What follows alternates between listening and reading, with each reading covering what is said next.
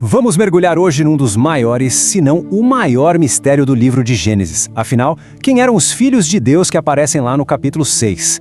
Eram anjos ou eram homens? Bora analisar as evidências para tentar entender isso. Ok, para desvendar esse enigma, nosso caminho vai ser o seguinte. Primeiro, a gente vai entender por que essa passagem é tão intrigante.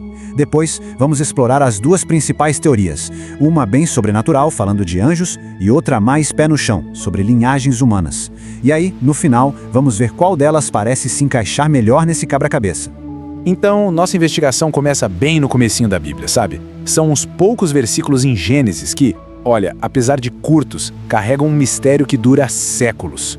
É exatamente aqui que o debate todo começa. O texto diz que os filhos de Deus acharam as filhas dos homens bonitas e simplesmente pegaram as que quiseram para si.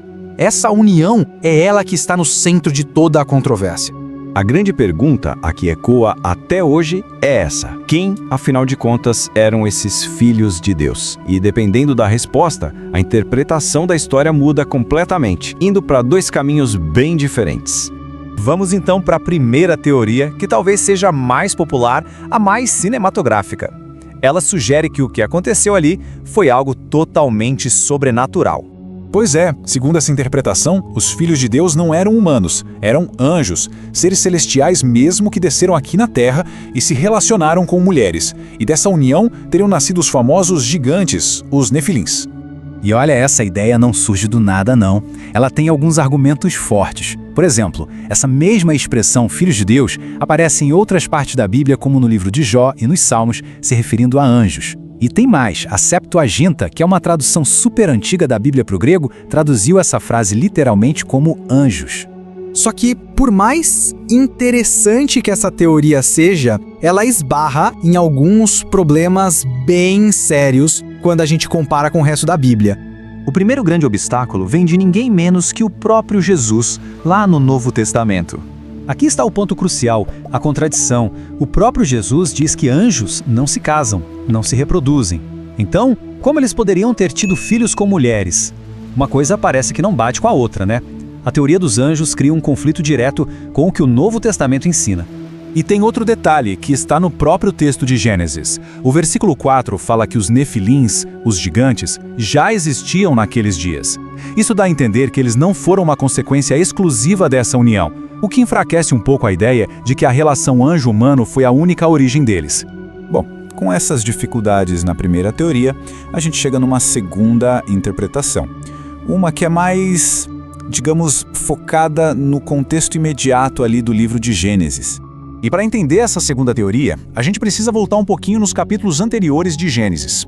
O livro estabelece um contraste bem nítido entre duas famílias, duas linhagens. A de Sete, que era a galera piedosa que invocava o nome do Senhor, e a de Caim, marcada pela rebeldia, pela violência. Dentro dessa visão, os filhos de Deus seriam simplesmente os homens que descendiam dessa linhagem de Sete, a linhagem que andava com Deus. E, por consequência, as filhas dos homens eram as mulheres que vinham da linhagem de Caim, a linhagem que se afastou de Deus. Certo. Então, como é que essa ideia das duas linhagens ajuda a gente a resolver o enigma? Bom, quando a gente olha para o quadro geral, a história começa a fazer muito mais sentido. Ela se torna mais coerente com o resto de Gênesis.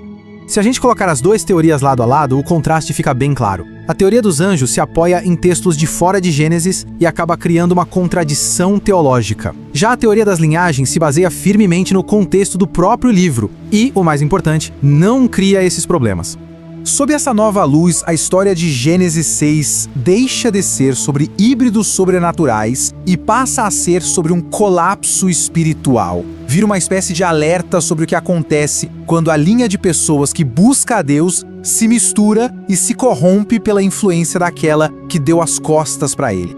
Então, para a gente fechar, a interpretação das linhagens entende filhos de Deus como uma descrição de caráter, de qualidade moral e não de origem celestial. Ela respeita o contexto da narrativa e, o principal, resolve as contradições da teoria dos anjos. E não é uma ideia nova, viu? Teólogos importantíssimos como Agostinho e Calvino já defendiam essa visão. E no fim das contas, essa história tão antiga, vista como um alerta sobre o comprometimento espiritual, acaba nos fazendo olhar para o nosso tempo. Ela deixa no ar uma pergunta que continua super relevante. Que perigos essa mistura entre o que é piedoso e o que não é pode representar nas nossas vidas hoje em dia?